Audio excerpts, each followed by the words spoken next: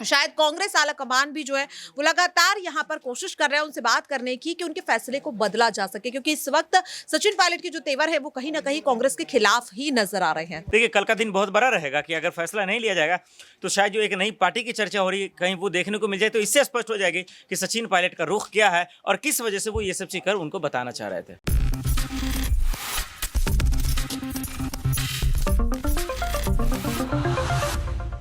Next 9 news में आपका बहुत बहुत स्वागत है। मैं हूं आपके साथ अबरारुल हक रहमानी। मुद्दा आज का में फिर से एक बार राजस्थान की ही तरफ रुख करेंगे। दरअसल राजस्थान की सियासत को लेकर लगातार तमाम अपडेट हम आप तक पहुंचा भी रहे हैं और इस समय जिस तरीके से इस पूरे विवाद पर पार्टी हाईकमान की गहरी नज़र बनी हुई है, उससे यही लगता है कि मामला कितना ज़्यादा गंभीर है। और साथ ही आपको बता दूं कि सचिन पायलट की जो रणनीति है और जिस तरीके से कई महीनों से लगातार पार्टी हाईकमान के खिलाफ बयान दे रहे हैं, पार्टी के खिलाफ अनशन कर रहे हैं, कई मुद्दों पर उनके द्वारा कार्रवाई की भी मांग की जा रही है, लेकिन अभी तक उन्होंने पार्टी से अलग थलग होने के ऊपर कोई बड़ा बयान अब तक नहीं दिया है और न ही उनके बयानों से ये संकेत मिलते हैं कि वो आने वाले समय में पार्टी के खिलाफ जा सकते हैं। फिर भी जो राजनीतिक जानकार और ख़ास तौर से राजस्थान की राजनीति को करीब से समझने वाले लोगों की अगर बात माने तो ये कहीं ना कहीं एक अंदेशा ज़रूर है कि आने वाले कल यानी कि 11 जून को हो सकता है कि सचिन पायलट कोई चौंकाने वाला फैसला सुना दे, जिससे राजस्थान कांग्रेस इकाई में भगदड़ भी मच सकती है। और यही तमाम गंभीर जो है मुद्दे इस समय कांग्रेस पार्टी हाईकमान के लिए कहीं ना कहीं चिंता का सबब बना हुआ है। न्यूज़ रूम में चलेंगे और आपको बतलाएंगे लोगों से, जो न्यूज़ रूम में बैठे हुए सहयोगी है उनसे जानेंगे और समझेंगे कि दरअसल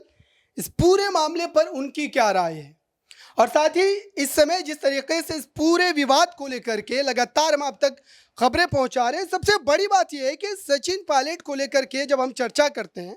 और राजस्थान की सियासत में जब उनके नई पार्टी को बनाने के लिए तमाम बातें की जाती है, तो उसमें एक बात जहन में रखनी होगी कि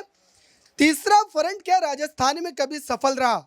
2018 में जब भारतीय जनता पार्टी के कद्दावर नेता किरोड़ी लाल मीणा ने नई पार्टी का गठन किया, मात्र उनको 4% ही वोट मिले। यही वजह है कि सचिन पायलट 2020 से लगातार इस पूरे मामले पर अपने जतन को दिखाते हैं, पार्टी हाईकमान पर एक दबाव की स्थिति को बनाते हैं, लेकिन पार्टी से अलग होने पर कभी भी उन्होंने उस तरीके से फैसला नहीं लिया। और साथ ही आपको बताऊं कि बीजेपी के कई ऐसे बड़े लीडर हैं जिन्होंने इस प्रयास को दोहराया, लेकिन उसके बावजूद भी वो कभी भी राजस्थान की सियासत में खुद को सफल नहीं दिखा पाए। और इस कड़ी में हनुमान बेनीवाल तक का नाम भी शामिल है। हनुमान बेनीवाल ने 2018 में नई पार्टी बनाई, लेकिन उनको जो एक कामयाबी की उम्मीद थी वो राजस्थान में नहीं मिल पाई। और यही वजह है कि अब सचिन पायलट इस राह पर चल तो रहे हैं, लेकिन क्या वाकई वो अपनी एक नई पार्टी को बनाएंगे और क्या राजस्थान की जनता उन्हें स्वीकार करेगी।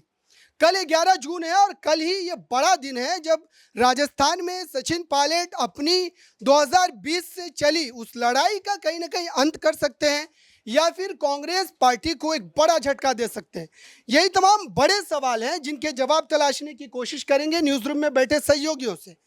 उनकी क्या राय और क्या वाकई कल 11 जून को सचिन पायलट का कोई बड़ा कदम देखने को मिल सकता है या फिर 2020 से अब तक जो हम लगातार देखते चले आ रहे हैं कि उनके द्वारा एक दबाव बनाया तो जाता है, लेकिन पार्टी के खिलाफ उन्होंने कभी भी कदम नहीं उठाया। मेरे साथ आसिफ है। जिस तरीके से लगातार हम देख रहे हैं कई वर्षों से सचिन पायलट कई मुद्दों को लेकर पार्टी के खिलाफ चले जाते हैं, लेकिन पार्टी से अलग होने की राह पर उन्होंने कभी भी कदम नहीं उठाया। तो क्या सचिन पायलट की मांग ये हो सकती है कि उनके करीबी विधायकों को या फिर उनके जो ताल्लुकात में जो पार्टी के भीतर लोग हैं उनको कोई बड़े पद पर नियुक्ति मिल सके? क्या ये एक बड़ी वजह या वाकई सचिन पायलट की जो नाराज़गी है उसके पीछे एक बड़ा कारण है? जी शुक्रिया। देखिए इसमें कोई शक नहीं, जिस तरीके से आपने इंट्रोडक्शन में बाखूबी खुद बताया, और देखिए जिस तरीके से जो सब्र का एक दायरा है और जो टूटता गया सचिन पायलट का, और उसके बाद से ये चीज़ें जो कह रहे हैं वो गलत नहीं है, और उनका ये जायज़ भी है कहना कि देखिए एक तो उन्होंने सब्र किया, राहुल गांधी के साथ कद से कद मिलाकर चलते रहे, प्रियंका गांधी की बात मानते रहे, और आप ऐसे वक्त में आके उनका कोई वैल्यू नहीं देंगे तो लाजमी है कि वो इस तरह की कदम उठाएंगे। जहाँ तक गुट की बात है, देखिए इसमें कोई शक नहीं, सचिन पायलट के पास कम ही सही है, लेकिन देखिए उनके अंदर पोटेंशियल है, पावर है, दम है, जुनून है, और राजस्थान की जनता भी ये चाहती है कि थोड़ा युवा चेहरा को मिले, और यही लोग रिक्वेस्ट भी कर रहे हैं। मैं देख भी रहा था कि हालांकि वो अशोक गहलोत के ही जो है गुट के विधायक थे, लेकिन वो कह रहे थे कि भाई एक युवा नेता होना चाहिए सीएम चेहरा, और इसके लायक है, तो मुझे लग रहा बढ़ चढ़कर मिलना चाहिए। लेकिन देखिए जिस तरीके से कांग्रेस के हाईकमान चुप है, ये थोड़ा सा चुभ रहा है कि भाई आप इस मसले पे चुप है तब जब आप जानते हैं कि इस चीज़ से आपको नुकसान का सामना करना पड़ सकता है। मुझे लग रहा है बराबर कि पायलट को जो है सीएम चेहरा दे देना चाहिए, इसमें कांग्रेस की ज़्यादा भलाई है। एक सवाल ये रहेगा कि जिस तरीके से हम देख रहे हैं कि सचिन पायलट अनशन कर रहे हैं, जनसंघर्ष यात्रा निकाल रहे हैं, लेकिन कभी भी वो अपने साथ उन विधायकों को शामिल नहीं कर रहे हैं जो खास तौर से उनके गुट के माने जाते हैं। तो क्या सचिन पायलट को ये पता है, या फिर उस लड़ाई की मानसिकता से वो आगे बढ़ रहे हैं कि हमारी लड़ाई कब तक जारी रहेगी? और अगर उन विधायकों का चेहरा सामने आता है तो जाहिर सी बात है कि पार्टी में अगर मुख्यमंत्री कोई और होगा तो उन पर कार्रवाई की जा सकती है। क्या जो राजनीतिक जानकार लगातार इस बात को लेकर के चर्चा कर रहे हैं, उनके द्वारा यही बात दोहराई जा रही है कि इस रणनीति के साथ सचिन पायलट काम कर रहे हैं कि उनके समर्थक के विधायक जो है वो सामने ना आने पाए, जिस पर आगे चलकर कहीं अशोक गहलोत कोई कार्रवाई ना कर दे या उनसे पद न छीन ले? क्या इस बात में कोई दम है? हाँ बिल्कुल, देखिए ये बहुत बड़ी बात है, लेकिन वहीं जहाँ तक आपने अनशन का जिक्र किया, देखिए उनकी मंशा ये नहीं थी कि सरकार गिर जाए, उनकी मंशा ये नहीं थी कि अशोक गहलोत का गुट टूट जाए या फिर इनका गुट टूट कर उसमें या उसका इसमें आ जाए। ये हालांकि बहुत अंदर की आप बात कर रहे हैं कि हो सकता है कि अंदर जो विधायक हैं उनके मन में बहुत सारे सवाल चल रहे हों कि इसका समर्थन करे, इसका चले, और भाई वो बोल दे तो शायद उनके पास कार्रवाई हो। आप सही कर रहे हैं, इसीलिए सचिन पायलट आ गया, उन्होंने पहले अनशन किया, फिर उसके बाद जो है जनसंघर्ष यात्रा किया, ये बताने की कोशिश की कि भाई कांग्रेस आप जब तक चुप रहेंगे, आलाकमान चुप रहेंगे, महासचिव साहब चुप रहेंगे, तो फिर आने वाले वक्त में जो है देखिए वहाँ जो है सब्र का बांध टूटेगा और कांग्रेस के लिए जो है मुसीबत का पहाड़ बनेगा। इसीलिए उन्होंने कहा कि कम से कम ये जो एक्टिविटीज़ कर रहे हैं, ये जो भी हम कर रहे हैं, आप कम से कम ये समझें कि हम करना क्या चाहते हैं, या फिर मुझे लेकर आप स्पष्ट फैसला करें। और इसी चीज़ को लेकर देखिए कल का दिन बहुत बड़ा रहेगा कि अगर फैसला नहीं लिया जाएगा तो शायद जो एक नई पार्टी की चर्चा हो रही है कहीं वो देखने को मिल जाए, तो इससे स्पष्ट हो जाएगी कि सचिन पायलट का रुख क्या है और किस वजह से वो ये सब चीज़ कर उनको बताना चाह रहे थे। बिल्कुल, 11 जून जो है कल के लिए राजस्थान की सियासत में एक बड़ा दिन है, जिसको लेकर के मैंने पहले भी बताया था कि उनकी पार्टी के नामों को लेकर के भी अब सियासी हलकों में चर्चा जो है वो आम हो गई, और कहा जा रहा है कि सचिन पायलट अपनी नई पार्टी का नाम इस तरीके से रख सकते हैं। मेरे साथ प्रज्ञा भी है, समझते हैं कि इनकी क्या राय है, और क्या कल के दिन को लेकर के प्रज्ञा आपके मन में क्या इस तरीके से कोई जो है अंदेशा है कि सचिन पायलट को लेकर के जो लगातार हम जो है खबरें दिखा रहे हैं, जिस तरीके से उन्होंने कई बार ऐसे संकेत दिए हैं कि वो पार्टी हाईकमान के खिलाफ भी जा सकते हैं, तो क्या इस बात में कल के दिन कोई पुख्तगी आएगी? क्या इस पर उनके किसी फैसले को हम सुन सकते हैं, जान सकते हैं?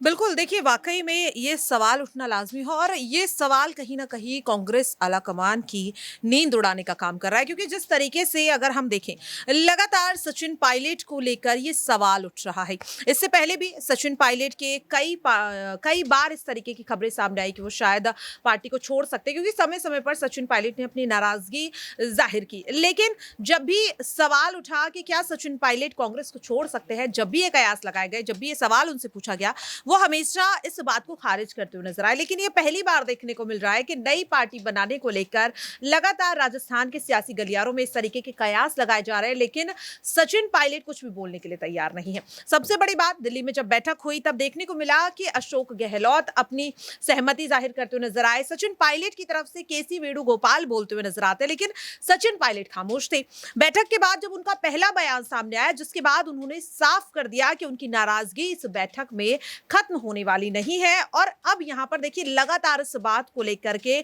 सस्पेंस बना हुआ है। कल भी सचिन पायलट की मुलाकात जो है वो केसी वेणुगोपाल के साथ हुई, जिसके बाद केसी वेणुगोपाल ने तो ये खुद दावा कर दिया कि नई पार्टी बनाने का जो ऐलान की जो बात लगातार कही जा रही है वो महज अफवाह है। लेकिन सचिन पायलट ने अभी भी इस मामले पर सामने आकर के नहीं बोला है, जिसे देखकर वाकई में लग रहा है अबरार कि अभी कुछ भी नहीं कहा जा सकता, क्योंकि सचिन पायलट की चुप्पी अपने आप में एक सस्पेंस है, और इसीलिए इस वक्त शायद कांग्रेस आला कमान भी जो है वो लगातार यहाँ पर कोशिश कर रहे हैं उनसे बात करने की कि उनके फैसले को बदला जा सके, क्योंकि इस वक्त सचिन पायलट के जो तेवर है वो कहीं ना कहीं कांग्रेस के खिलाफ ही नजर आ रहे हैं। बिल्कुल जो उनके तेवर इस तरीके से संकेत दे रहे हैं, इशारा कर रहे हैं, लेकिन आपको बता दूं तीसरे